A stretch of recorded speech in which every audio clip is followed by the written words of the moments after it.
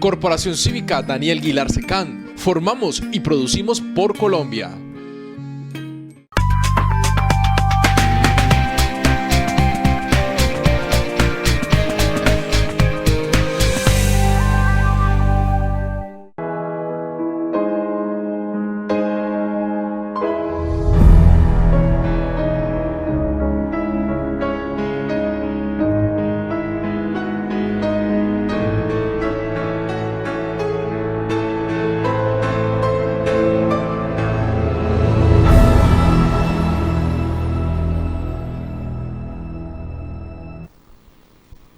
Muy buenas tardes, amable teleaudiencia. En esta oportunidad, en otra emisión más de Crítica y Pensamiento Ambiental, con los compañeros coequiperos Dícter Zúñiga de la Casa de Pensamiento Crítico y David Gómez de la Fundación Nueva Luz. Esta es una iniciativa del Círculo de Pensamiento Ambiental. Y en esta oportunidad queremos invitarlos, amable teleaudiencia, a reflexionar profundamente sobre los hechos de violencia que vienen enlutando a la patria. Tenemos enormes preocupaciones y esta ola de violencia se ha incrementado con las muertes que vienen ocurriendo en las comunidades indígenas del vecino departamento de Cauca fundamentalmente. Hay hechos en todo el país que nos preocupan profundamente. En tal sentido, hemos querido abordar con enorme preocupación, con sentimiento de patria, con sentimiento de convivencia, con eso que la Carta Política llama la fraternidad. Y quiero a manera de editorial recordar un discurso multitudinario que fue definitivo, pero que también marcó una ruptura en la historia porque acrecentó el clima de violencia, que era precisamente lo que se estaba esperando surtiera un efecto contrario. Y fue cuando en febrero, el 7 de febrero de 1948, en la plaza central, en la plaza de Bolívar, en la capital de la República, Jorge Eliezer Gaitán dijo la oración por la paz. Y vamos a ocuparnos un momento de recrear esa oración, porque creo que tiene vigencia y sobre eso quiero abrir el programa antes de darle entrada a mis coequiperos. Jorge Eliezer Gaitán dijo en esa oportunidad: bajo el peso de una honda emoción me dirijo a vuestra excelencia, sabiendo que interpreto el querer y la voluntad de esta inmensa multitud, que cobija su ardiente corazón lacerado por tanta injusticia, bajo este silencio clamoroso para pedir que haya piedad y tranquilidad para la patria. Entonces vamos a saltarnos unas pequeñas partes de la oración y vamos a retomar aquí. Señor presidente, aquí no hay aplausos sino millares de banderas negras que se agitan. Excelentísimo señor, sois un hombre de universidad y por lo tanto os debe llamar la atención este hecho sin precedentes en la historia de Colombia. Esta manifestación sucede es porque hay algo grave y no por triviales razones. Y esto obliga a los hombres universitarios a escucharla y oírla. Somos la mejor fuerza de paz en Colombia. Somos los sustentáculos de la paz en Colombia y mientras en las veredas y en los municipios fuerzas minoritarias se lanzan al ataque, aquí están las grandes mayorías obedeciendo una consigna. Por eso, pero estas masas que aquí se reprimen también obedecerían la voz de mando que les dijera ejercer la legítima defensa. Hay un partido de orden capaz de realizar estas manifestaciones para evitar que la sangre se derrame y para que las leyes se cumplan, porque son la expresión de la conciencia colectiva. Yo quisiera que todo el país contemplara este espectáculo. No me he engañado cuando he dicho mi concepto sobre la conciencia popular, ampliamente ratificada en esta manifestación, donde los aplausos desaparecen y solo se oye el rumor emocionado de los millares de banderas negras que aquí se han traído para recordar a nuestros hombres tan villanamente asesinados. Señor presidente, serenamente, tranquilamente, con la emoción que atraviesa el espíritu de los hombres que llenan esta plaza, con esta emoción profunda os pedimos que ejerzáis vuestro mandato, el mismo que os ha dado el pueblo en favor de la tranquilidad pública. Todo depende de vos. Sabemos que quienes anegan en sangre este país cesarían en su pérfida ciega, esos espíritus de mal corazón cesarían al simple imperio de vuestra voluntad. Amamos hondamente esta patria nuestra y no queremos que nuestra nave victoriosa navegue sobre ríos de sangre, señor presidente. No os reclamamos tesis económicas o políticas. Apenas os pedimos que nuestra patria no siga por caminos que nos avergüenzan ante propios y extraños. Os pedimos tesis de piedad y de civilización. Señor presidente, os pedimos cosa sencilla para la cual están de más los discursos. Os pedimos que cese la persecución de las autoridades y así os lo pide esta inmensa muchedumbre. Nosotros, señor presidente, no somos cobardes, somos descendientes de los bravos que aniquilaron las tiranías en este suelo sagrado.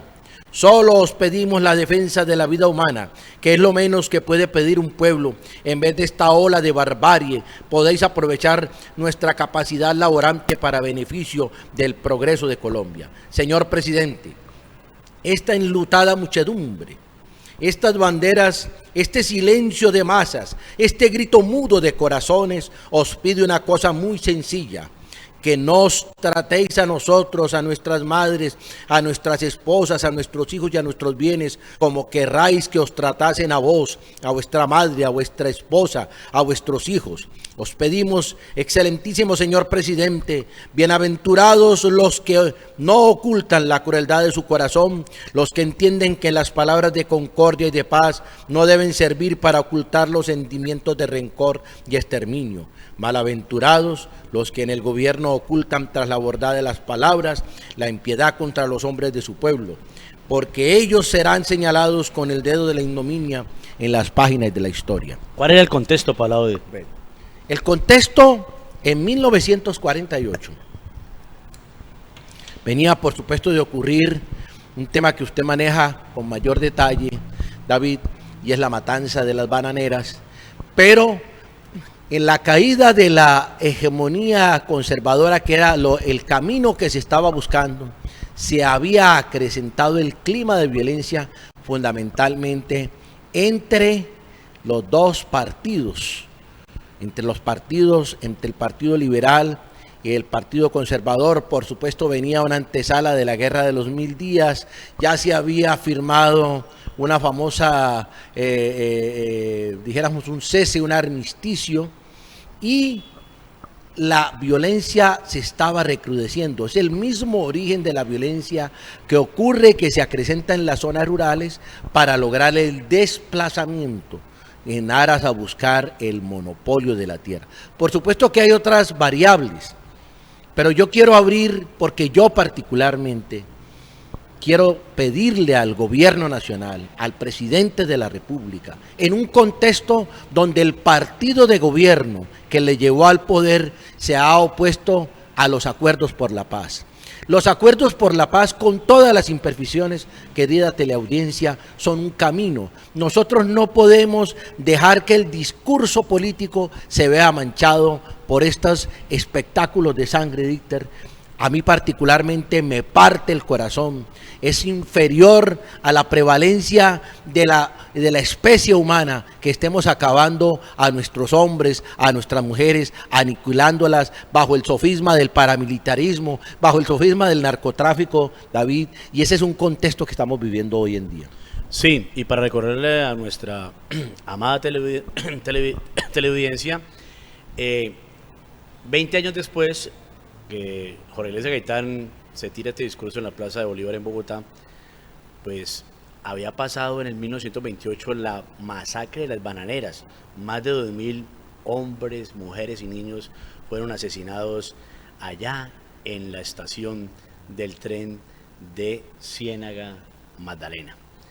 Y Jorge Eliezer Gaitán fue uno de los primeros que alzó la voz en contra del ejército colombiano que asesinó pues todas estas personas. Pero uno se preguntaría, en torno a todas estas matanzas, ¿qué pues no vamos a comparar en números porque la historia nos dice que la guerra de los 1000 días y la época de la violencia pues nos dejó más de 400.000 muertos, y entonces no lo podemos medir por números, pero sí tenemos que decir que ahora con las redes sociales, que Dieter maneja tanto eso y dice que las redes sociales son tan importantes, pues de alguna manera eso nos llega muy rápido y nos solidarizamos con nuestros indígenas, líderes sociales y comunidad en general, porque esas fuerzas oscuras están haciendo lo que hicieron con la Unión Patriótica. O sea, así comenzó la muerte de todos estos líderes políticos de la Unión Patriótica, que prácticamente es el único partido en el mundo que fue exterminado pues,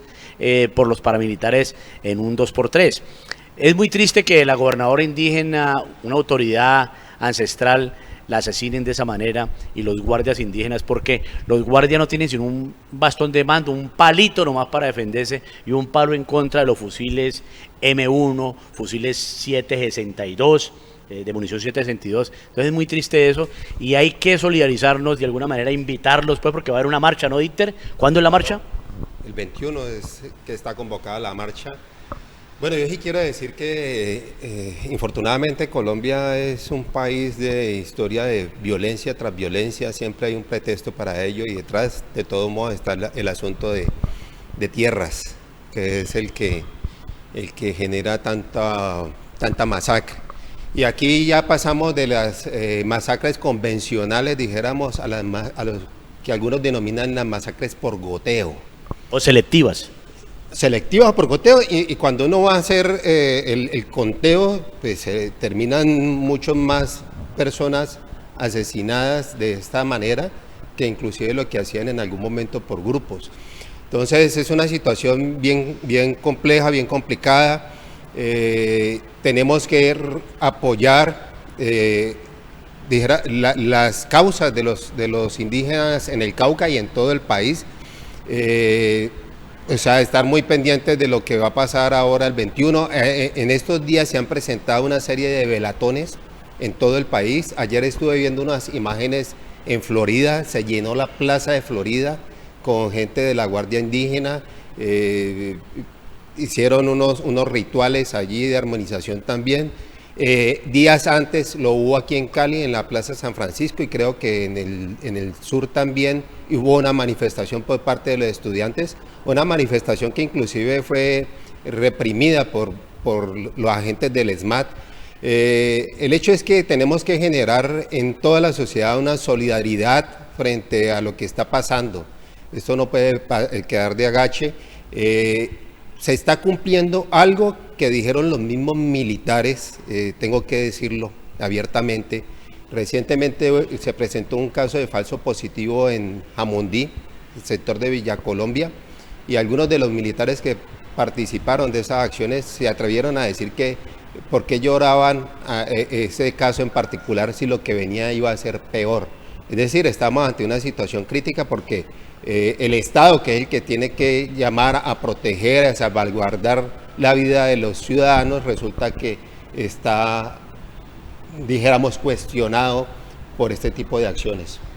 Bueno, mire, es que yo estoy abriendo el programa precisamente con las palabras de Jorge Eliezer Gaitán, no evocando a la figura, porque paradójicamente prácticamente 2 meses después fue vilmente asesinado Jorge Eliezer Gaitán saliendo de su oficina en la carrera 7ª, llegando a la avenida Jiménez. Ahí se conserva eso, sino porque esas palabras que parecieran hubieran sido en vano, nosotros reclamamos la paz. Y estoy reclamando la paz, David, Dieter, al gobierno nacional, porque es que de todos modos el gobierno nacional tiene el monopolio de la fuerza. Y el gobierno nacional hoy están presentando, bueno, dijéramos, haciendo, toda una discusión sobre las aparentes palabras de Álvaro Uribe Vélez. Yo también hago un llamado a Álvaro Uribe Vélez, quien se ha opuesto a los acuerdos de La Habana, porque nosotros no podemos seguir derramando. Nosotros imploramos que haya voluntad de gobierno nacional para que se busquen los canales, para que podamos llegar a la concordia, para que podamos buscar el progreso de toda la colectividad. Por supuesto que esto está atrasado por muchas cosas, David. ¿No? Estamos hablando de desigualdades, estamos hablando de lo que está ocurriendo en Chile, Claro. de lo que está ocurriendo. El FMI y el Truna ya con todo el cuento. O sea, detrás de eso es la misma historia, con la diferencia que ahora es mucho más sonoro, ¿cierto? Y queremos precisamente enfocarnos en eso porque si el gobierno, en este caso el gobierno colombiano, crea como un ambiente de desconfianza con los acuerdos de paz que decía el doctor Palo ahora, entonces las fuerzas oscuras se van envalentonando y por esa razón es que entonces pueden seguir matando y matando, como decía Dieter. No. ¿Cómo que un militar va a decir que se vienen cosas peores? Pues uno sabe que se vienen cosas peores, pero que lo diga un militar es porque ellos saben qué es lo que va a pasar. Entonces, es una situación compleja y desde las comunidades, pues hombre, también estamos pidiendo de que al menos esos, aunque haya desconfianza con el acuerdo que se acordó, que valga redundancia, en La Habana con las FARC, pues eso había disminuido los muertos, hombre, Claro. nomás en el hospital militar. En el hospital militar no entraban lisiados, no entraban heridos por mucho tiempo. Y apenas entró este gobierno, comenzó a llenarse otra vez las camas de soldados y policías que son el pueblo, lisiados, mejor dicho, prácticamente exterminados. Entonces, es una situación compleja, pero tampoco podemos llegar a la desesperanza. Hay que tener fe en que de la sociedad civil podemos acompañar no solamente a los indígenas, sino a los líderes sociales de la comunidad en general, para levantar una voz diciéndole que queremos vivir en convivencia, queremos vivir pacíficamente en este país, que como decía nuestro compañero Dieter, hemos vivido siempre, o recuerde Bolívar, cómo le tocó también sufrir. Es que la historia de nuestro país es una historia, Claro. y la historia de la humanidad es una historia difícil. Claro, David, es que eso es, si uno revisa la historia de Colombia, una historia de violencia tras violencia, y llega un momento en que logran desarticular a la guerrilla más antigua del mundo con una capacidad impresionante de beligerancia, de armas y todo lo demás, y resulta que comenzamos a vivir un periodo de relativa paz. Y hubo una disminución en los índices de violencia generados precisamente por la confrontación armada, y llega un gobierno y comienza a exacerbar los ánimos, a atacar todo un proceso exitoso. Vean, los únicos que estaban perdiendo realmente en ese proceso eran los mismos integrantes de la FARC, en el sentido de que no se les estaba cumpliendo con todo lo que se había planteado. Inclusive los procesos judiciales siguieron su rumbo, están cumpliendo con las etapas correspondientes, etcétera, y viene un gobierno a atacar un proceso exitoso y comienzan a generarse las violencias nuevamente, insisto, en las masacres por goteo, en donde hay unas muertes selectivas a líderes sociales, a líderes indígenas, a gente que está trabajando por la comunidad en las regiones. Entonces, el Estado, en cabeza del señor presidente, tiene que tomar medidas concertadas con las comunidades indígenas. Ellos tienen sus prevenciones con la introducción, dijéramos, de la Fuerza Armada en sus territorios, porque pues sabemos que ya tienen unas experiencias bastante desagradables. Pero esa Fuerza Armada puede hacer el control correspondiente en el perímetro y ser una fuerza complementaria frente al trabajo que ellos vienen haciendo. Muchos de ellos están siendo asesinados porque están haciendo control frente al narcotráfico, a los cultivos, a los insumos. Entonces, por Dios, es hora de que el señor presidente haga algo en serio y no palabras van y palabras vienen, y podría comenzar de una manera acertada por sacar a ese ministro de la defensa que es un esperpento. Pero yo creo que hay que profundizar un poco el análisis de lo que está pasando con los pueblos indígenas. Yo no creo, particularmente no creo que sea matar a un indígena porque el indígena no nos guste o qué sé yo. Es porque detrás de eso el gobierno lo que quiere es tratar de acabar toda esa jurisdicción indígena. La ley les permite a ellos tener unos territorios y tener autoridad sobre los territorios. Y muchos militares y muchos mafiosos pues no les interesa eso, porque ahí hay un control real de la sociedad indígena, si lo podemos llamar de esa manera, y entonces al tratar de meter 2.500 hombres del FUNDRA, no sé qué, de la Fuerza de Despliegue Rápido, pues lo que van a querer es meterse en los territorios de ellos y entonces hay una complicación muy tenaz. Yo creo que debemos de analizar un poco si es conveniente que los militares estén dentro de los resguardos o no es conveniente, porque entonces se va a perder la poca autoridad ganada por los indígenas en esos espacios. Lo que hay que tratar es de llevar los programas, sustitución de cultivos de coca y demás y amapola, para evitar precisamente que estos alfiles de la guerra, estos mafiosos, saquen todos esos productos de allá. Uno diría que hay una teoría de la URI, y esa teoría me parece a mí chévere, extraordinaria, y es que el gobierno compre toda la producción de coca y amapola, y así entonces quitamos los intermediarios y la guerra podía ir desapareciendo. Entonces es muy difícil que eso vaya a pasar, porque en términos reales es como legalizar los cultivos, que eso sería el ideal. Cuando tú quitas ese combustible, automáticamente se evita esta clase de atropellos contra la sociedad civil.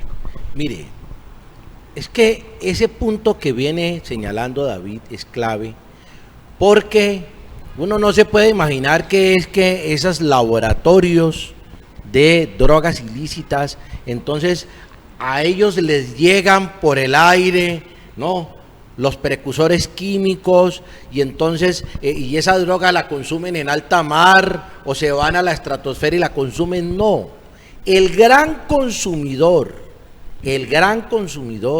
de estas drogas ilícitas es una buena parte. Se dice que algo así como 30 millones de norteamericanos, eso lo hemos dicho en varias oportunidades, son altos ejecutivos, no propiamente consumen estos estupefacientes en fiestas, es para el trabajo, son estimulantes laborales.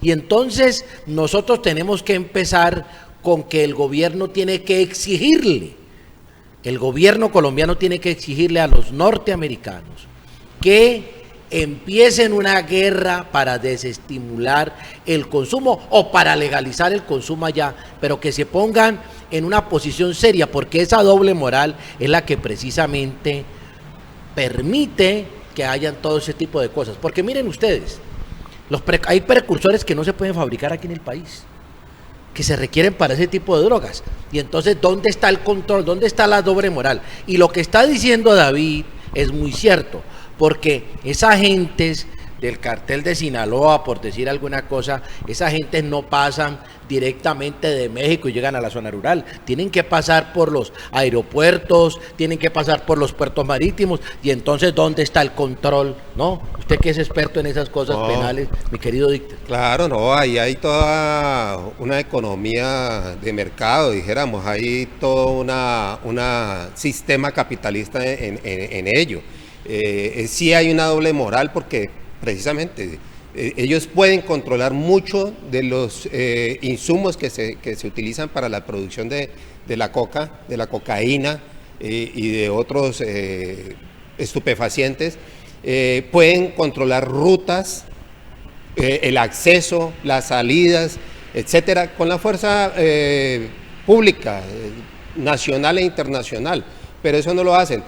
Y la DEA, tal como lo dicen algunos criminólogos, es un órgano regulador del mercado a nivel internacional. Cuando aprietan, los precios de la droga aumentan, y cuando aflojan, entonces es un ente regulador. ¿Qué es lo que hacen aquí, por ejemplo? Capturan narcotraficantes, los llevan a Estados Unidos, negocian con ellos, conocen entonces rutas, conocen personajes y entran a relacionarse con todos ellos. Entonces aquí tenemos que buscar una solución definitiva a este problema, que ya lo han planteado mucho, inclusive Samper en su momento, antes de que fuera presidente, que estaba en el sector de la marihuana. Claro, de la droga como tal. Mire, inclusive en Europa hablan de legalizar hasta cualquier tipo de estupefaciente, porque es que el problema tiene que ver es con la educación, con la formación. Tú puedes tener allí a disposición una cantidad de cosas, pero si tú has sido formado, educado de cierta manera, eso no te atrae para nada, te atraen otras cosas. Por ejemplo, la relación con el vecino, la solidaridad, el medio ambiente, viajar, bueno, alimentarse de otras cosas. Entonces nosotros estamos recabando para que no perdamos el hilo, porque en muchas de estas masacres han estado involucrados miembros de las Fuerzas Armadas de Colombia. Es decir, nosotros no lo estamos diciendo, hay investigaciones, ¿cómo se llama este Dimar? Dimar Torres, ya la Fiscalía ya circuló por las redes sociales cuál fue la posición de la Fiscalía General de la Nación, donde dieron cuenta de que era efectivamente un montaje militar para haber acabado con este militante o exmilitante de las Fuerzas Armadas. Es decir, nosotros estamos diciendo, por supuesto que para entrar a combatir esos mercados ilícitos de las drogas, lo que estamos diciendo primero es que el gobierno de la orden es de ese tamaño, de la búsqueda de la paz, del respeto de las protestas sociales, porque la gente tiene que protestar, porque él de un plumazo no va a afirmar que se mejore el salario mínimo, que se regulen los abusos de los bancos, que se mejore la calidad y la cobertura de la salud y de la educación, pero tenemos que empezar con una posición clara, orientada, diciendo en la orden como supremo jefe constitucional en la búsqueda. Armando, y hay una cosa, aquí no solamente hay un problema de ilegalidad que tiene que ver con la droga, sino también con asuntos legales de apropiarse las tierras para explotación minera, para explotación de cultivos de extensión. Bueno, tenemos toda una comunidad indígena que ha sido arrinconada o desplazada hacia los sectores supuestamente menos productivos, y ahí ellos hacen su trabajo y se dedicaron a cuidar las fuentes hídricas de este país, y resulta de un momento a otro ponen la vista las empresas transnacionales en nuestras tierras para explotación en cierto sentido, y obviamente esta gente resulta incómoda para ellos. Hay todo un sistema aquí funcionando que tenemos que tener ojo visor sobre ellos nosotros, o sea, ejercer cierta cautela frente a esto, cautela en el sentido de visibilizarlo, hacerle entender a la gente qué es lo que hay detrás de todo esto, para que la gente no le haga juego a ese sistema. Mira, acaba de salir una noticia que los medios masivos de comunicación no quieren sacar a la luz pública, y es la fuerza pública, se probó que la fuerza pública fue la que actuó contra el ICETEX. Desbarataron pues varias oficinas en esas marchas, y se acaba de probar que fueron infiltrados, policías infiltrados. Pero los medios de comunicación no dicen nada de eso, eso está saliendo por las redes. Una persona que tiene una credibilidad en este país, que es el abogado Talero, que es senador de la República o representante de la Cámara. Navas Talero. Sí, yo no sé si Germán Navas Talero. Bueno, y él anoche acaba de mandar ese informe, ¿cierto? Probado, porque él está diciendo que está probado, y nadie dice absolutamente nada. Porque la idea ahorita es que todo el mundo, pues los estudiantes y la gente que protesta por miedo a que no lo vayan a desaparecer, pues se ponen unas capuchas o qué sé yo, y ahora entonces están diciendo que son terroristas y hay que perseguir a todo el mundo, y entonces todos los estudiantes son los que crean pues el caos, cuando es la fuerza pública la que le interesa desestabilizar precisamente esas marchas, porque también el señor Duque y el señor Uribe están pensando en que de pronto el 21 inicie aquí la fiebre que viene por Latinoamérica, y que en Chile ya lleva más de 15 días la gente protestando para sacar del gobierno al señor Piñera. Sí, es decir, hay un clima, pero sobre todo que tenemos que reconocer con todas las objeciones que hacemos. Nosotros no somos ciegos en la mirada, no, nosotros tratamos de ver un poco más allá, por eso tenemos una mirada crítica, pero ciertamente el pueblo que ha demostrado una mayor resistencia en sus protestas ha sido el pueblo indígena del Cauca, y ese ejemplo es lo que nos preocupa, que estén ocurriendo al interior esas masacres selectivas. La gobernadora que acababa con unas bellas palabras de hablar de la soberanía del territorio, es una soberanía que proviene de la ancestralidad, sea vilmente asesinada. Entonces, por supuesto, es decir, nosotros estamos haciendo esta mirada crítica para que abramos los ojos y no vaya a salir ahora cualquier despalomado a decir entonces que es que nosotros estamos diciendo que el que está ordenando las muertes allá, no, desde la presidencia de la República es el presidente de la República. No, el presidente de la República no se puede hacer el de la mirada gorda, el de la oreja mocha, como dicen en el argot popular, sino que tiene que estar al frente. Así como no tuvo el valor civil cuando los indígenas en esa famosa minga pidieron su presencia y se embolataron, nosotros le estamos exigiendo al señor presidente que dé los mensajes y las órdenes para la búsqueda de la paz en Colombia.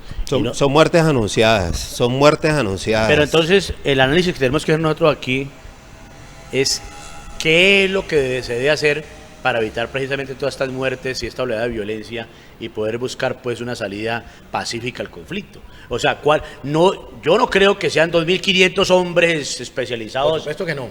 O sea, yo no creo eso, porque lo dijimos ahorita, ¿cómo contener en los territorios, antes de las fronteras de los, por ejemplo, los indígenas, de sus resguardos, de sus cabildos? La fuerza pública siempre ha hecho control, ahí estado allí. Lo que pasa es que el control, lo decimos por otros intereses, pues no se hace como debe ser. Entonces no te puedes ir a meter a la casa de los indígenas para ir a solucionar un problema que ellos realmente no tienen dentro de su territorio.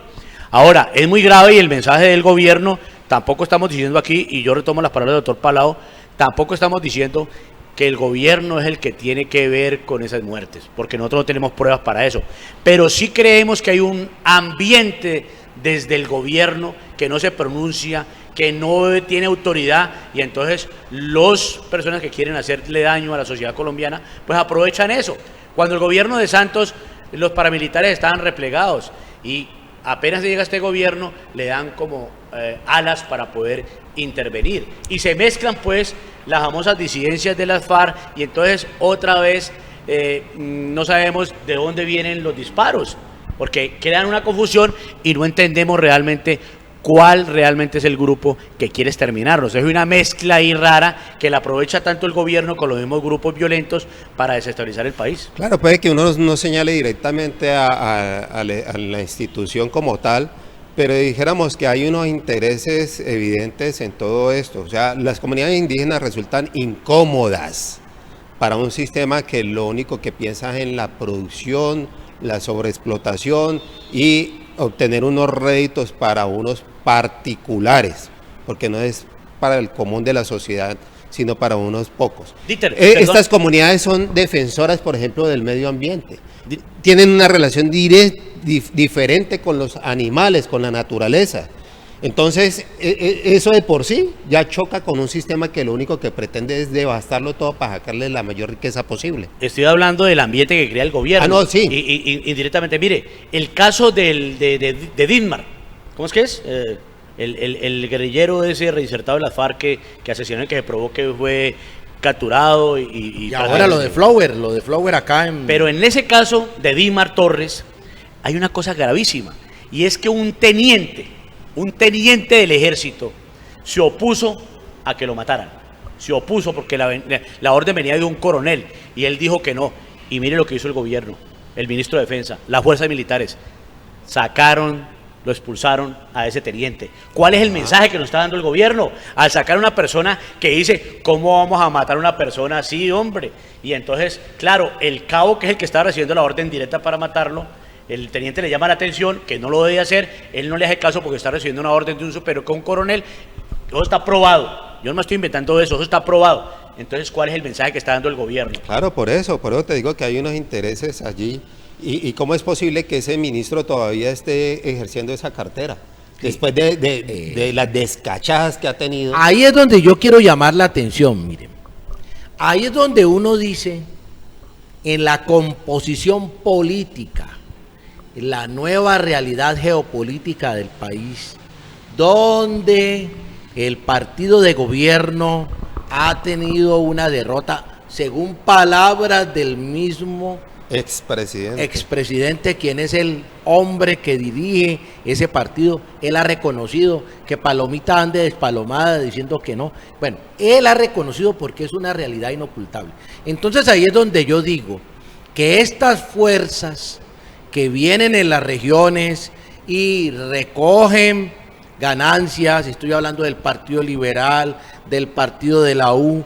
¿Por qué en esos momentos en que hay que votar, por ejemplo, cuando se intentó hacer el veto a la censura, la moción de censura al ministro de Defensa, no pasó nada? Ganó la gobernabilidad. ¿Por qué? Ahí es donde nosotros llamamos. ¿Dónde está César Gaviria? ¿Dónde está Iragorri? ¿Dónde están estos señores? ¿Dónde está el vocero del Partido Verde exigiéndole al partido, al partido de gobierno y al gobierno nacional que cese la violencia y que el país entre por el sendero de la paz nuevamente? Claro, hay niveles. Uno ve, ¿ustedes han visto a alguien del Centro Democrático alzando la voz, indignado por lo que está pasando con los indígenas en el Cauca? ¿Alguien ha oído algo de eso? Para nada. Para nada. Y de pronto uno que otro político de otros sectores dirá algo. Ahora, eso es lo mínimo que debería esperar uno de ellos. Ahora, el paso siguiente es que esas manifestaciones que suelen hacer de vez en cuando en contra de lo que está pasando, en favor de intereses generales, etcétera, se concretaran, por ejemplo, en los momentos en que hay que acudir a las urnas, a quién hay que apoyar realmente, quién es el que representa realmente los intereses de toda la colectividad o de los más necesitados. Entonces ahí es donde todos se voltean. Entonces hay que tener, insisto, el ojo visor, es decir, pendientes de todo esto. Esto que está pasando en el Cauca es grave y tienen que ver ustedes sus representantes, esas personas que uno lleva ya a los altos cargos, a las altas dignidades del país, que están diciendo que están haciendo por ello. Si no están haciendo nada, no sirven para nada. Esa gente no se puede seguir respaldando. Entonces, tenemos un trayecto largo todavía de aquí a las próximas elecciones presidenciales. Tenemos que recapacitar sobre eso para tomar las decisiones acertadas. Y lo otro que sí, invito, y voy a reiterar la invitación para que el 21 de octubre sea la oportunidad de que todos, de noviembre, salgamos todos a marchar, no solamente por lo que está pasando allá, por defender un proceso de paz, sino por todas esas injusticias que nos quieren meter desde el gobierno, comenzando por los tributos. Bueno, pero mire, yo quiero además, ante esta nueva realidad, uno dice, pasaron las elecciones, nosotros hemos, bueno, por supuesto que el hecho de que haya una nueva, entre comillas, realidad política, no quiere decir que la gente no pueda salir a hacer su control político, su control social. Pero lo que estamos diciendo es que estos nuevos mandatarios que interpretan la voz de una parte del pueblo que participa, tenemos que con ellos cerrar filas ante el reclamo al partido de gobierno y al presidente de la República, porque nosotros no podemos pensar que esa nueva realidad política que no se está reflejando en el Congreso, abramos los ojitos bien abiertos, nos vaya a pensar que entonces cambió. Están cambiando unas realidades locales. Cambiando unos individuos. Unos individuos, correcto. Entonces ahí es donde estamos nosotros reclamando, porque quiero decirles, cada vez que vemos esas masacres, vemos esos cuerpos vilmente asesinados, parece ser que hubo recientemente, estaban unos topógrafos, unos profesionales. Sí, eso 2 días después, que no tenían nada la que semana ver con pasada. el tema. Pero el problema es que allí, entre esos ingenieros, que una compañía del Huila que está haciendo un trabajo topográfico, parece que venía un tipo que era de la policía o de las fuerzas militares, y entonces esas personas los han capturado, e inclusive no a todos los mataron a bala, a 2 los mataron a puñaladas. Bueno, es muy triste eso, terrible. Y no solamente eso, sino que la semana que pasó fueron no solamente los 5 indígenas en el Cauca, en el resto del país asesinaron otros 5 indígenas. O sea que la semana pasada fue fatal para los indígenas. Bueno, nosotros estamos profundamente consternados, la verdad se los quiero decir. Hemos hecho discusiones sobre si el camino es el camino de las armas. Por supuesto que tenemos una historia que nos permitió la independencia a través de las armas. Ahí hay una discusión, pero nosotros estamos diciendo, no solamente hay que fortalecer los acuerdos, ahí lo demostró en el Congreso de la República el senador Petro, cómo la ejecución de los programas aprobados para el desarrollo de los acuerdos de paz está en una ejecución mínima, casi que intangible. Entonces, por favor, señor Gobierno Nacional, queremos decirle que se ponga en la jugada, porque en la constituyente, en la Constitución del 91, se consignó que la paz es un derecho de toda la comunidad. Y queremos llamar también al gobierno, queremos llamar al partido de gobierno para que hagamos una verdadera vocación, una verdadera afirmación de conseguir la paz. En medio de la violencia, nosotros no podemos aplaudir que mataron a otros y hacernos los indiferentes, hacernos los que no nos importa. Recordemos el famoso poema, vinieron por los obreros, pero como yo no era obrero no me importó. Vinieron por los sindicalistas, pero como yo no era sindicalista no me importó. Vinieron por los judíos, pero como yo no era judío, ahora no me importó. Y ahora vienen por mí y no hay a nadie a quien le importe. Y entonces, ¿qué puede hacer el televidente, el que nos está viendo allá en el televisor, en los computadores, para que consigamos pues ese anhelo de la paz? ¿Cuál es el aporte que puede hacer cada ciudadano de este país para que mejoremos la convivencia en el territorio nacional? Yo sí he insistido en algo y es no hacerle... Claro que hablar de sistema es un poco abstracto, pero empleemos el término, no hacerle el juego al sistema, hombre. Revisémonos cómo son nuestras relaciones diarias con la casa, con los vecinos.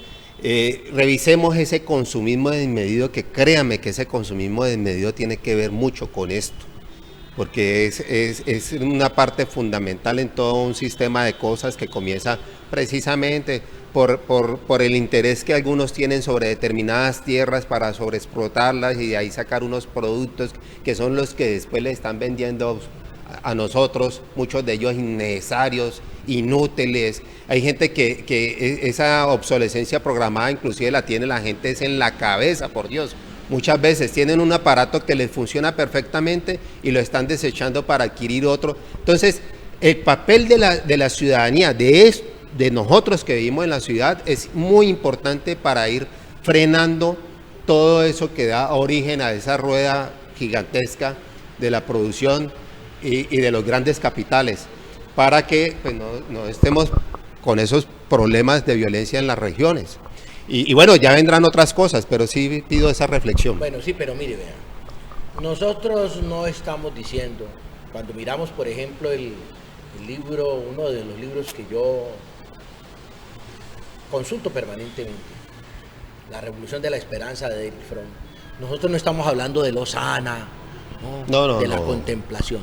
Por supuesto que la crítica, es que nosotros tenemos que entender que tenemos la palabra, por supuesto que la palabra a veces ofende, no vamos a decir que no, pero nosotros lo que estamos diciendo es que hagamos el debate de las ideas, de la civilización. Por supuesto que uno tiene derecho a alterarse, y uno no puede decir que es que como el otro se alteró, entonces me obligó a sacar el arma. Nosotros no tenemos armas. Las únicas armas que tenemos son las ideas, las reflexiones, el pensamiento, y hay que hacerlo con vehemencia, por supuesto, porque no podemos entrar en el mundo. El mar es bravío, por supuesto, y los vientos también. Estamos diciendo que no se resuelvan las diferencias con las armas, que no haya guerra, que haya sencillamente confrontación de ideas, amigos míos. Eso es lo que estamos diciendo. Y que ojalá en las calles los policías puedan andar desarmados para que sean gestores de paz. Y lo otro, Armando, es, yo sé que por ejemplo en las elecciones pasadas hubo gente que perdió, otros ganaron, pero uno tiene que ver la cuestión en su conjunto, y yo creo que en cierta forma la sociedad respondió con cierto cambio, ¿no? O sea, afloraron personajes interesantes en la vida política local y regional, tomaron posesión algunos alcaldes que uno que se iba a imaginar que iban a llegar a determinadas alcaldías, etcétera. Digo que la gente tiene que, ese es el otro aporte que nosotros podemos hacer por la paz, saber elegir, porque es que nosotros estamos condenando a la gente, o sea, a la menor población, que es la del campo, a lo que les da la berraca gana a los de las ciudades. Es que son los de las ciudades con su estilo de vida los que están decidiendo la suerte del campo en este país. Entonces, ese es el otro aporte que podemos hacer. Yo sí tengo cierta fe en ello. Yo he visto una movilización, dijéramos, de unos años para acá del electorado replanteando muchas cosas. No es lo suficiente, pero se han venido presentando cambios que pueden implicar. Sí, pero mi querido Dícter, es que precisamente por eso yo tengo la enorme preocupación, porque acaba de pasar un escenario electoral y eso no puede ser una mera coincidencia, que pasado un escenario electoral donde hay una derrota electoral, ¿cierto? Precisamente los que están siendo enemigos de todo ese discurso de la paz son el gobierno nacional, claro, y el partido gobierno, y otros actores externos aprovechan ese disenso, esa inconformidad con todo un proceso que tuvo el acompañamiento de la comunidad internacional, y entonces inmediatamente dicen, no hemos perdido, seguimos ganando terreno. Bueno, mira, Dieter está hablando de la sociedad de consumo. Y entonces hay que mirar un poco más desde la espiritualidad, en respetar el otro. No estamos diciendo que la gente no discuta con vehemencia y sus posiciones les defienda. No, estamos tratando de que lo hagamos de una forma pacífica, eso es lo más importante. Y la sociedad de consumo tiene que ver mucho en esto. Mira, este fin de semana allá en Siloé se inauguró un almacén de ropa y eran más o menos 4 o 5 cuadras alrededor de ese almacén, que no voy a nombrarlo aquí para no hacerle publicidad, y la gente consumiendo, la gente haciendo unas cosas para ir a comprar calzones, zapatos, ¿sí me entiende? Entonces, el gobierno y el consumo nos va desviando a nosotros de esas políticas macroeconómicas que nos está implementando el Fondo Monetario Internacional, y que a través del ministro de Hacienda, que es cuestionado desde hace muchos años, nos quieren meter una cantidad de goles en términos de los impuestos. Y eso, si se hace, si lo pasa en el Congreso, porque la Corte lo tumbó, si eso lo logran pasar, ese va a ser un error del gobierno, porque ahí sí la gente va a sentir en los bolsillos el dolor más grande, que es el aporte a pagar grandes sumas de impuestos para que unos agentes exteriores de la banca mundial se sigan enriqueciendo a costa de los pobres. Bueno, yo creo que nos vamos acercando ya a la finalización del programa, reiterando nuestro compromiso con la vida. El discurso ambiental entiende que el eje central de toda la discusión es el ser humano, ese ser humano que tiene que respetar todo un entorno donde vive, tiene que respetar al reino animal, tiene que respetar la oferta que nos da la selva, esa selva que es una sola raíz bajo la tierra. Hablando de animales, queremos desde esta tribuna felicitar ¿a quién? A Terry, que llegó con la bicicleta sin plata, llegó al Consejo Municipal a defender a los que no hablan, los animales. Perfecto, eso está muy bien. Entonces, queremos pues reiterarle nuestros agradecimientos, amable teleaudiencia, y decirle, en Crítica y Pensamiento Ambiental, nuestro compromiso es la vida, no a la guerra, siempre el camino por la paz.